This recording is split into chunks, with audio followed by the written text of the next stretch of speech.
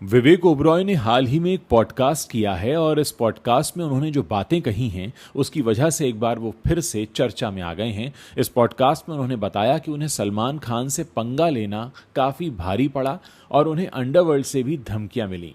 विवेक ओबरॉय ने इस पॉडकास्ट में अपने अतीत के कई दर्दनाक राज खोल दिए हैं।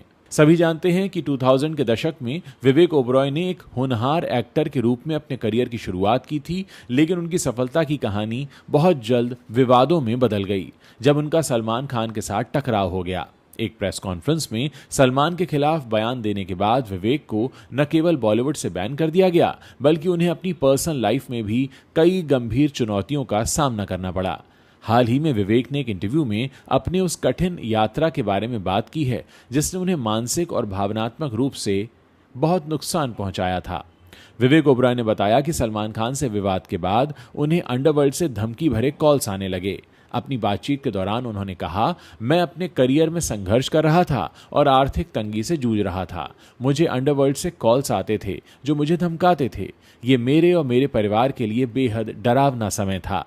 उन्होंने ये भी साझा किया कि ये मुश्किलें सिर्फ उनके लिए नहीं बल्कि उनके माता पिता और बहन के लिए भी थीं। इसके साथ ही उन्हें कहते सुना जा सकता है कि मेरे पिताजी और मां को धमकियां मिलती थीं। शुरू में हमने सोचा कि ये शरारती कॉल हैं, लेकिन पुलिस जांच से पता चला कि ये बहुत ही वास्तविक थीं। मैं अपनी बहन की सुरक्षा को लेकर बेहद डरा हुआ था। विवेक ने खुलासा किया कि विवाद के बाद बॉलीवुड लॉबी ने उनके करियर को बर्बाद करने की कोशिश की। हालांकि उन्होंने शूट आउट एट लोखंडवाला जैसी हिट फिल्में दी, लेकिन इसके बावजूद उन्हें आगे काम नहीं मिला। विवेक ने इस स्थिति से लड़ने के लिए अपने करियर का नया रास्ता चुना। उन्होंने कहा, मैंने फैसला किया कि मैं किसी लॉबी के प्रभाव में नहीं रहूंगा। मैंने व्यवसाय में उतरने का निर्णय लिया ताकि मैं आर्थिक रूप से स्वतंत्र बन सकूं। सिनेमा मेरा पैशन है, जुनून है, लेकिन मेरी आजीविका का स्रोत मेरा व्यवसाय है। विवेक ने बताया कि उन्होंने व्यवसाय को सिर्फ एक बैकअप प्लान के रूप में नहीं बल्कि एक स्वतंत्रता के साधन के रूप में अपनाया। विवेक बताते हैं कि यह जीने का बेहतर तरीका है। कुछ लोग सिस्टम से समझौता कर लेते हैं, लेकिन मैं अपनी आत्मा नहीं बेच सकता।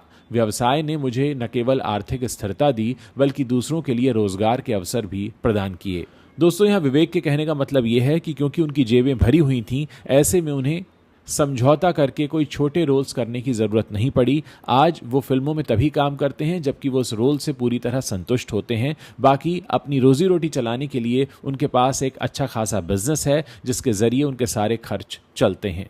दोस्तों, जो नए एक्टर्स आ रहे हैं फिल्म इंडस्ट्री में, वो विवेक से काफ़ी कुछ सीख सकते हैं कि अगर आप एक्टिंग को अपने पैशन के रूप में चुनते हैं वहाँ तक तो ठीक है, लेकिन अगर आपने इसे अपनी आजीविका के रूप में चुन लिया तो हो सकता है कि फिर आपको कई तरह के समझौते करने पड़ें, और कला कोई भी हो समझौते के साथ नहीं चला करती। उम्मीद है कि जो नए लोग आ रहे हैं एक्टिंग के क्षेत्र में, वो विवेक ओबरॉय के इस पर्सनल एक्सपीरियंस से खुद को काफ़ी आगे ले जाने में मदद पा पाएंगे। दोस्तों, विवेक ओबरॉय और सलमान खान के बारे में आप अपनी क्या राय रखते हैं, मेरे इस वीडियो के नीचे कमेंट सेक्शन में लिखना मत भूलिएगा। मुझे आपके कमेंट्स पढ़ने का इंतज़ार रहेगा।